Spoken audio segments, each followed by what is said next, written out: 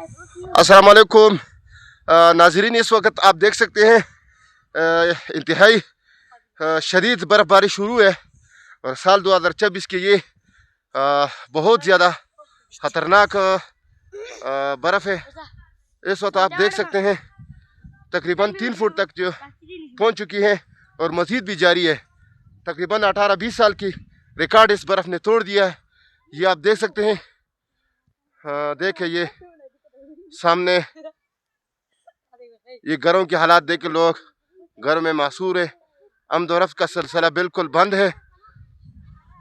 इंतहाई शदीद मुश्किलात का सामना है इस वक्त। आप देख सकते हैं, ये देखें बहुत ज़्यादा बर्फबारी है। कमेंट में अपने इलाके की सूरत हाल से हमें आगाह कीजिए कि आपके यहाँ बर्फबारी है या ठंड की क्या सूरत हाल है। अपडेट हमारे साथ ज़रूर शेयर करें और वक्तन फ़वक्तन आपको अपडेट देते रहेंगे। लाइक कमेंट ज़रूर दें ताकि हमें भी पता चले कि आपने हमारी वीडियो देख लिए। ये देखें, ये तकरीबन 3 फुट से बढ़ गई है।